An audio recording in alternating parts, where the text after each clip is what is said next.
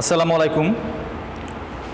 আমি মোহাম্মদ তৌহিদুল ইসলাম, প্রভাষক ইংরেজি বিভাগ, মেঘনা শিল্পনগরী স্কুল অ্যান্ড কলেজ। তো আমি আমার প্রথম অনলাইন ক্লাসে আপনাদেরকে স্বাগত জানাচ্ছি এবং আজকে প্রথম ক্লাসে আমি আলোচনা করতে চাই ফাইনাইট ভার্ব এবং নন ফাইনাইট ভার্ব সম্পর্কে। এবং এই ফাইনাইট ভার্ব এবং নন ফাইনাইট ভার্ব খুবই গুরুত্বপূর্ণ একটি বিষয় ইংরেজি গ্রামারে। তবে আমার প্রধান লক্ষ্য হচ্ছে চেঞ্জিং সেন্টেন্সের সিম্পল, কমপ্লেক্স এবং কম্পাউন্ড সেন্টেন্সগুলোকে ছাত্রছাত্রীদের কাছে স্পষ্ট করে তোলা। আমি জানি আমাদের অনেক স্টুডেন্ট বা অনেক ছাত্রছাত্রী রয়েছে যারা চেঞ্জিং সেন্টেন্সের এই সিম্পল, কমপ্লেক্স এবং কম্পাউন্ড সেন্টেন্সগুলোর পরিবর্তন করার ক্ষেত্রে অনেক সমস্যায় পড়েন এবং তাদের কাছে এই বিষয়টা অনেক জটিল মনে হয়। তো আমি আমার মতো করে আলোচনা করে চেষ্টা করব এই বিষয়টাকে তাদের কাছে সহজভাবে উপস্থাপন করার, এবং সেই লক্ষ্যেই আজকে প্রথম ক্লাসে আমি আলোচনা করব ফাইনাইট ভার্ব এবং নন ফাইনাইট ভার্ব সম্পর্কে। তো আমরা ফাইনাইট ভার্ব এবং নন ফাইনাইট ভার্বের অর্থ দেখব। প্রত্যেকটা জিনিসের, প্রত্যেকটা বিষয়ের অর্থ যখন কেউ বুঝতে পারে, অর্থের মধ্যেই মূলত ওই বিষয়টা ক্লিয়ারলি না বলা থাকলেও মূল বিষয়টা অর্থের মধ্যে নিহিত থাকে। আমরা যখন অর্থটা বুঝতে পারবো, আসলে এই বিষয়টা কি বলতে চাই সেটা আমরা বুঝতে পারবো। এখানে আমরা দেখতে পাচ্ছি ফাইনাইট ভার্ব এর অর্থ লেখা আছে সমাপিকা ক্রিয়া। সমাপিকা ক্রিয়া, এই অর্থ দ্বারা বোঝা যায় ফাইনাইট ভার্বের কাজ হচ্ছে একটা পূর্ণাঙ্গ সেন্টেন্স তৈরি করা, একটা সম্পূর্ণ সেন্টেন্স তৈরি করা, একটা সম্পূর্ণ ক্লজ তৈরি করা। এটাই হচ্ছে ফাইনাইট ভার্বের কাজ। এই ফাইনাইট ভার্ব ছাড়া আমরা কখনো কোনো ক্লজ অথবা কোনো সেন্টেন্স তৈরি করতে পারবো না, সম্ভব নয়। কারণ ফাইনাইট ভার্বের কাজই হচ্ছে সেন্টেন্সকে সম্পূর্ণ করা, ক্লজকে সম্পূর্ণ করা। সেই জন্যই এই ভার্বকে বলা হচ্ছে, এই ভার্বের বাংলা হচ্ছে সমাপিকা ক্রিয়া। আর নন ফাইনাইট ভার্ব এর অর্থ কি? এর অর্থ হচ্ছে অসমাপিকা ক্রিয়া। অর্থাৎ এই নন ফাইনাইট ভার্ব কখনো একটি সম্পূর্ণ ক্লজ তৈরি করতে পারবে না, একটা সেন্টেন্স তৈরি করতে পারবে না, শুধুমাত্র একটি ফ্রেজ তৈরি করতে পারবে মাত্র। এই ক্ষমতা তার আছে। কারণ আমরা জানি একটা ফ্রেজের মধ্যে ফাইনাইট ভার্ব থাকে না। তো নন ফাইনাইট ভার্ব এর অর্থ হচ্ছে অসমাপিকা ক্রিয়া, এবং এটার অর্থ দেখে আমরা বুঝতে পারি যে এই সেন্টেন্স একটি বাক্য বা একটি ক্লজকে সম্পূর্ণ বা সমাপ্ত করতে পারে না। সেই অ্যাবিলিটি বা সেই ক্ষমতা একটি ফাইনাইট ভার্বের নেই। আমরা অর্থ দেখেই মোটামুটিভাবে ফাইনাইট ভার্ব এবং নন ফাইনাইট ভার্ব কেমন হবে সেটা বুঝতে পারবো বা বুঝতে পারি। তাছাড়াও এখানে ফাইনাইট ভার্বের কতগুলো বৈশিষ্ট্য লেখা আছে, 3টা বৈশিষ্ট্য লেখা আছে, এবং এই 3টা বৈশিষ্ট্য আমরা ফাইনাইট ভার্বের এই 3টা বৈশিষ্ট্য যখন আমরা বুঝতে পারবো, নন ফাইনাইট ভার্বেরও এই বৈশিষ্ট্যগুলার বিপরীত 3টা বৈশিষ্ট্য আমরা বুঝতে পারবো। সেগুলো এখানে লেখা হয়নি। আমরা যখন ফাইনাইট ভার্বের 3টা বৈশিষ্ট্য বুঝবো, তখন অটোমেটিক্যালি আমরা বুঝে যাব যে নন ফাইনাইট ভার্বের বৈশিষ্ট্যগুলো কি হতে পারে, এর উল্টা হবে সেটা। তো আসুন আমরা ফাইনাইট ভার্বগুলোর বৈশিষ্ট্য সম্পর্কে জানি। প্রথমেই লেখা আছে এ ভার্বের একটি সাবজেক্ট থাকবে। অর্থাৎ ফাইনাইট ভার্বের একটি সাবজেক্ট থাকবে, এখানে এই কথা বলা হচ্ছে। এর মানে ফাইনাইট ভার্বের সাথে সেন্টেন্সের সাবজেক্টের একটা সম্পর্ক থাকবে, যেটা নন ফাইনাইট ভার্বের থাকবে না। নন ফাইনাইট ভার্বের সাথে সাবজেক্টের কোনো সম্পর্ক থাকবে না। ফাইনাইট ভার্বের সাথে সাবজেক্টের একটি সম্পর্ক থাকবে। 2 নম্বর বৈশিষ্ট্য, সাবজেক্টের নাম্বার ও পার্সন অনুসারে এ ভার্বের সাথে এস অথবা ইএস যুক্ত হবে। অর্থাৎ ফাইনাইট ভার্ব যেহেতু সাবজেক্টের পরে বসবে, সেজন্যে সাবজেক্টের নাম্বার বা পার্সনটা দেখে সেখানে এস বাই এস যুক্ত যদি করতে হয় করতে হবে, আর যদি সেখানে এস বাই এস যুক্ত করার প্রয়োজন না হয় তখন আমাদের যোগ করা লাগবে না। কিন্তু খেয়াল করতে হবে, দেখতে হবে এখন কখন এস বাই এস যোগ করব বা কখন করব না, যখন আমরা দেখব ফাইনাইট ভার্বের সাথে যেই সাবজেক্টটা রয়েছে ওই সাবজেক্টটি যদি ফার্স্ট পারসন এবং সিঙ্গুলার নাম্বার হয়, ফার্স্ট পারসন এবং সিঙ্গুলার নাম্বার যখন হবে, সরি থার্ড পারসন এবং সিঙ্গুলার নাম্বার যখন হবে কোনো সাবজেক্ট, তখন সেই সাবজেক্টের পরে আমরা ভার্বের প্রেজেন্ট ফর্মের সাথে এস বা ইএস যোগ করব বা করতে হবে। যদি প্রেজেন্ট ফর্ম না বসে, যদি সেখানে পাস্ট ফর্ম বসে, সেই ক্ষেত্রে আমাদের এস বা ইএস যোগ করা দরকার হবে না। সেখানে যে কোনো ধরনের সাবজেক্টের সাথেই আমরা ভার্বের পাস্ট ফর্ম ব্যবহার করি। যখন আমরা অতীতকালের কোনো কথা বলি বা অতীতকালের কোনো কথা বলার জন্য যখন আমরা সাবজেক্টের পরে ফাইনাইট ভার্বের যখন আমরা পাস্ট ফর্ম ব্যবহার করি, সেই ক্ষেত্রে সাবজেক্টের কোনো নাম্বার বা পার্সন খেয়াল করার বা দেখার কোনো প্রয়োজন হয় না, সেটা সব ক্ষেত্রেই ভার্বের পাস্ট ফর্মই বসে। শুধুমাত্র যখন আমরা ভার্বের প্রেজেন্ট ফর্ম ব্যবহার করব থার্ড পারসন সিঙ্গুলার নাম্বারের পরে, তখন আমরা ভার্বের বেস ফর্ম বা প্রেজেন্ট ফর্মের সাথে এস বাই এস যুক্ত করব। তো এখানে আমরা যেটা শিখছি সেটা হচ্ছে ফাইনাইট ভার্বের বৈশিষ্ট্য। তো ফাইনাইট ভার্বের বৈশিষ্ট্যগুলির মধ্যে একটি হচ্ছে সাবজেক্টের নাম্বার ও পার্সন অনুসারে এই ভার্বের সাথে এস বাই এস যুক্ত হতে পারে, নাও পারে। টেন্স অনুসারে এই ভার্বের ফর্মের পরিবর্তন হবে, টেন্স অনুসারে এ ভার্বের ফর্মের পরিবর্তন হবে। এটা ফাইনাইট ভার্বের আরও একটা বৈশিষ্ট্য। আমরা যখন কোনো কথা বর্তমানকালে বলতে চাই, তখন সেখানে আমরা সাবজেক্টের পরে ফাইনাইট ভার্বের প্রেজেন্ট ফর্ম ব্যবহার করি। যখন সে একই কথা আমরা অতীতকালে যখন আমরা বলতে চাই, তখন আমরা সাবজেক্টের পরে ফাইনাইট ভার্বের পাস্ট ফর্ম ব্যবহার করি। এই যে গল্পের টেন্সের সাথে সাথে যে সকল ভার্বগুলোর ফর্মের পরিবর্তন হয়ে যাচ্ছে, ওই ভার্বগুলোকেই ফাইনাইট ভার্ব বলে বা ফাইনাইট ভার্ব বলে।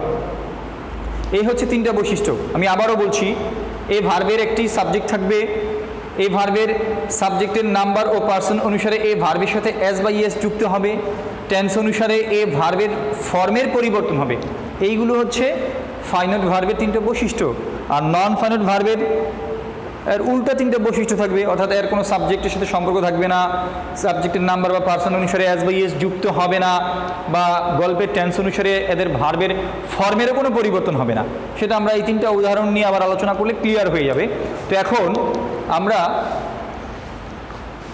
নন ফাইনাইট ভার্বগুলো কেমন হবে, নন ফাইনাইট ভার্বগুলো দেখতে কেমন হবে সেটা নিয়ে একটু আলোচনা করব।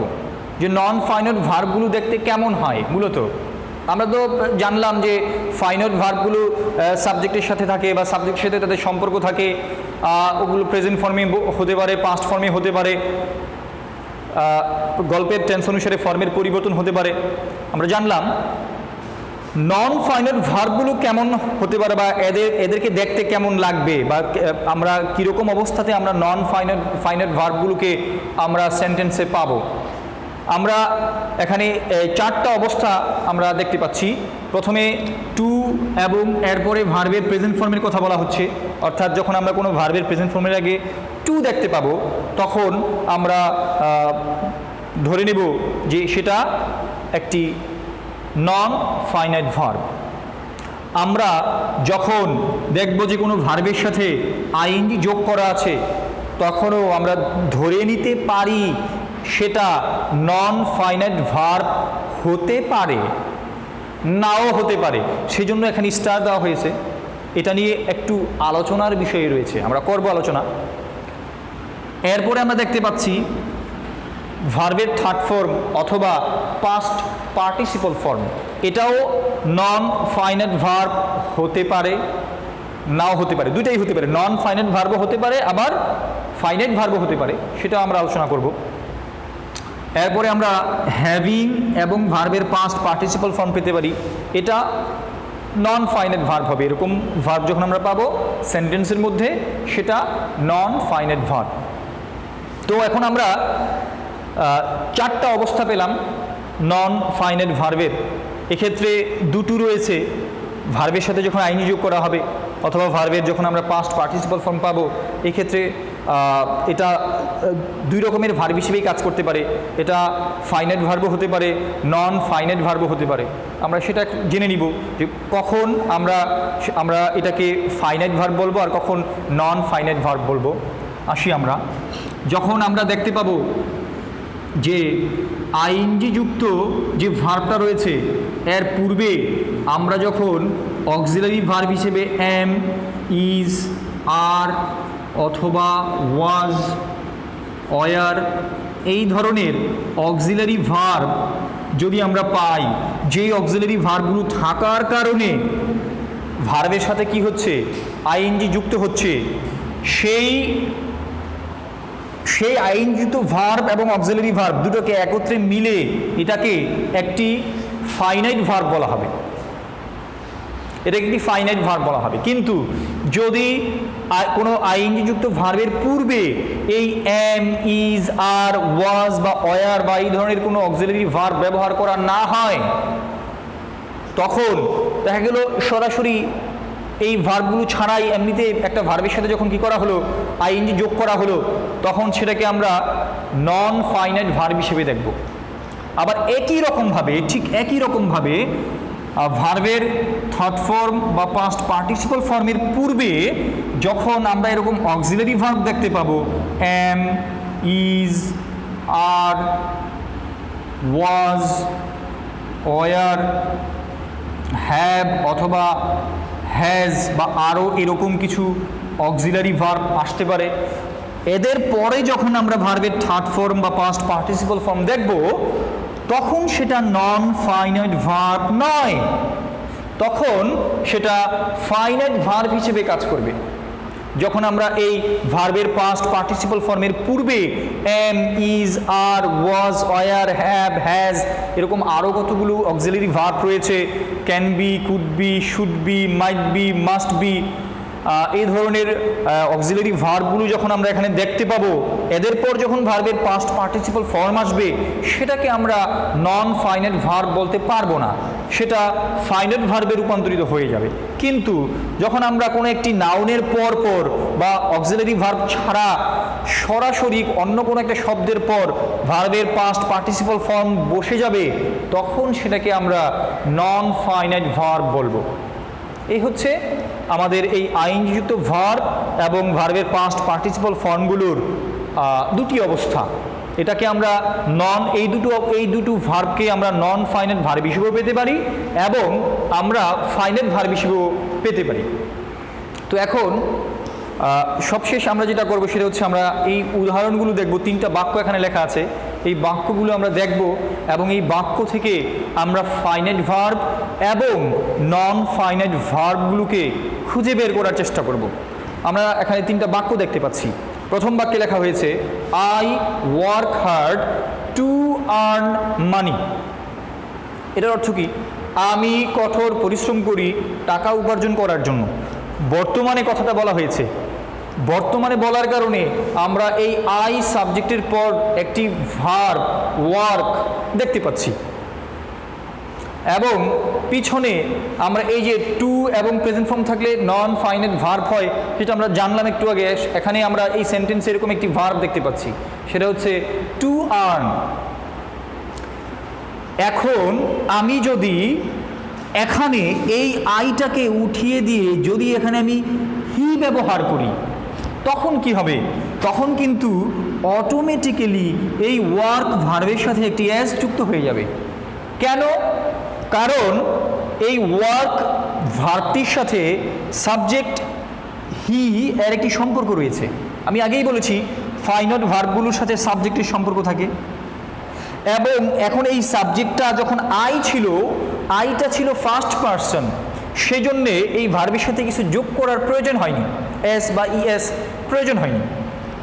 যদিও আই সিঙ্গুলার নাম্বার ছিল, কিন্তু সেটা থার্ড পারসন ছিল না, ফার্স্ট পারসন ছিল, সেজন্য এই ওয়ার্ক ভার্বের সাথে কিছু যোগ করতে হয়নি। কিন্তু আমরা যখন আইয়ের পরিবর্তে এখানে হি ব্যবহার করলাম, তখন এখানে একটা এস চলে আসলো। কেন? কারণ সাবজেক্ট হি হচ্ছে থার্ড পারসন এবং সিঙ্গুলার নাম্বার। আমরা জেনে এসেছি ফাইনাইট ভার্বের বৈশিষ্ট্যের মধ্যে ছিল যখন কোনো সাবজেক্ট থার্ড পারসন এবং সিঙ্গুলার নাম্বার হবে তখন ফাইনাইট ভার্বের বেস বা প্রেজেন্ট ফর্মের সাথে এস বা ইএস যোগ করতে হয়। সেজন্য এখানে আমরা এস যোগ করলাম he third person singular number হওয়ার কারণে। কিন্তু টু আর্ন এই যে নন ফাইনাইট ভার্বটি এর সাথে কিন্তু কিছু যোগ করতে হলো না, কারণ এই নন ফাইনাইট ভার্বের সাথে সাবজেক্টের কোনো সম্পর্ক নেই। আই যখন ছিল সাবজেক্ট আকারে তখনও টু আর্ন ছিল, যখন এখানে হি আসলো এখনো টু আর্ন, পরিবর্তন করার প্রয়োজন হচ্ছে না। কিন্তু এখানে যখন আই ছিল এখানে ওয়ার্ক হয়েছে, এখানে যখন হি আসলো এখানে এস যোগ করা হলো, তার মানে সাবজেক্ট পরিবর্তনের সাথে সাথে এই ভার্বের কিছুটা পরিবর্তন হচ্ছে। তো সুতরাং এটা ফাইনাইট ভার্ব আর এটা নন ফাইনাইট ভার্ব, এর সাথে সাবজেক্টের কোনো সম্পর্ক নেই।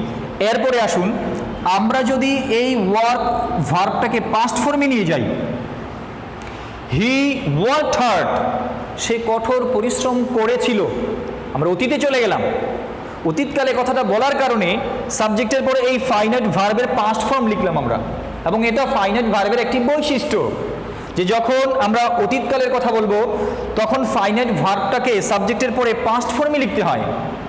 কিন্তু তখনও প্রেজেন্ট ফর্ম থেকে এই ভার্বটা পাস্ট ফর্মে চলে গেল, তখনও এই টু আর্ন এই যে নন ফাইনাইট ভার্ব তার পরিবর্তন হলো না, পরিবর্তন করার কোনো প্রয়োজন নেই, কারণ নন ফাইনাইট ভার্বগুলো টেন্স অনুসারে পরিবর্তন হয় না,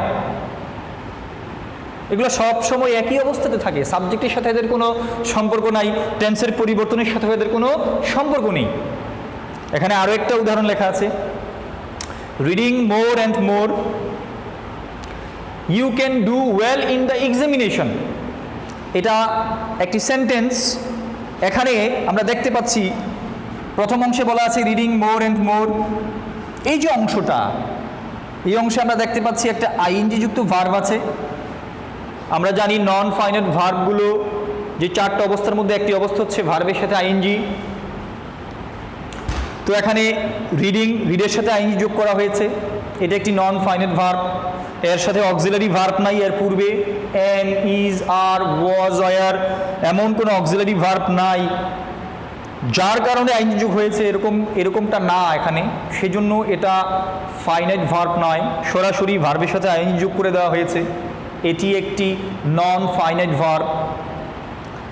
রিডিং মোর অ্যান্ড মোর, আমরা যদি এই অংশটুকু বলে এই অংশটুকু আমরা যদি এখানে না বলি, এই ধরে নিলাম যে এই অংশটুকু এখানে নেই, তখন কি এই অংশটুকু অর্থ প্রকাশ করতে পারবে? একটি সম্পূর্ণ অর্থ প্রকাশ করতে পারে? কি বলা হচ্ছে এখানে? রিডিং মোর অ্যান্ড মোর, বেশি বেশি পড়ে।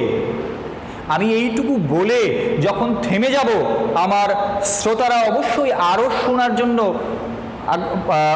আগ্রহী হবে, আরও শুনতে চাবে, কারণ এখানে সম্পূর্ণ ভাব প্রকাশ পাইনি।